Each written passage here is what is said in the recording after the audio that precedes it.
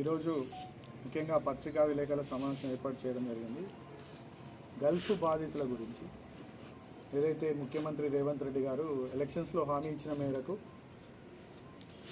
మన నియోజకవర్గంలో కొరుట్ల నియోజకవర్గంలో 8 మంది మృతులకు ఒక్కొక్కరికి 5 లక్షల చొప్పున ప్రభుత్వం కలెక్టర్ ఉత్తర్వులు ఇవ్వడం జరిగింది. కలెక్టర్ గారు అందులో మాదాపూర్కు చెందినటువంటి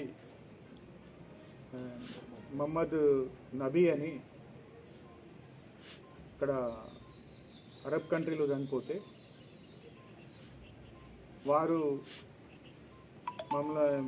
చనిపోయినప్పుడు వారి కుటుంబ సభ్యులను పరామర్శించినప్పుడు చెప్పడం జరిగింది. ఎందుకంటే అంతకంటే వీరు చనిపోకముందే వేములవాడ ఎమ్మెల్యే విప్పు ఆది శ్రీనివాస్ గారు అక్కడ ఒక ఇద్దరికి ఇవ్వడం జరిగింది.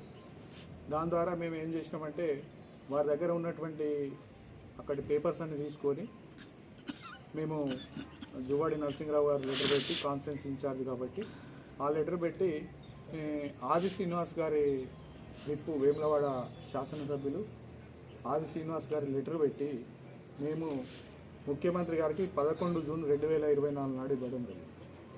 వీళ్ళంతా కూడా ఎంక్వైరీ చేయడం జరిగింది. వాస్తవమైన వాళ్ళ డిపార్ట్మెంట్ నుంచి వచ్చి అందరూ ఎంక్వైరీ చేయడం జరిగింది. ఎంక్వైరీ చేసినాక మొన్న కలెక్టర్ గారు ఏదైతే ఈ 5 లక్షల ప్రొసీడింగ్ను ఇవ్వడం జరిగింది. అయితే దీనిలో మనం ఉన్నటువంటి స్థానికంగా ఉన్నటువంటి కల్వకుంట్ల ఎమ్మెల్యే గారు ఈ ప్రొసీడింగ్లు వాళ్ళకు ఇళ్ళకు ఇప్పుడు వాళ్ళ ఇంటికి పిలిపించుకొని ప్రొసీడింగ్ కాపీలు ఇవ్వడం జరిగింది. నేను ఒక ఎమ్మెల్యే గారిని ఒకటే చూడపడుతున్నాను. గత 10 సంవత్సరాలు తెలంగాణ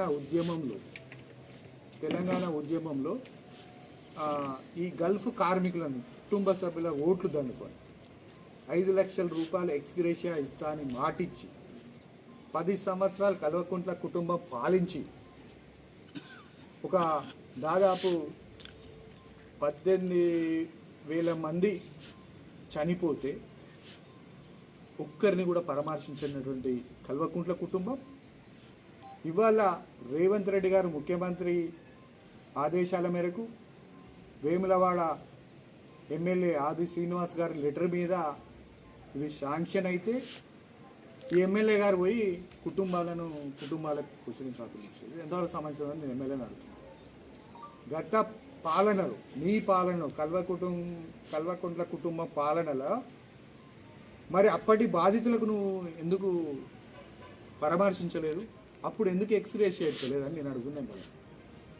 ఇప్పటికైనా మాది తప్పైందని గత 10 సంవత్సరాల మృతి చెందిన కుటుంబాలకు క్షమాపణ చెప్పాలని నేను కొరుట్ల కాంగ్రెస్ పార్టీ పక్షాన్ని డిమాండ్ చేస్తాను.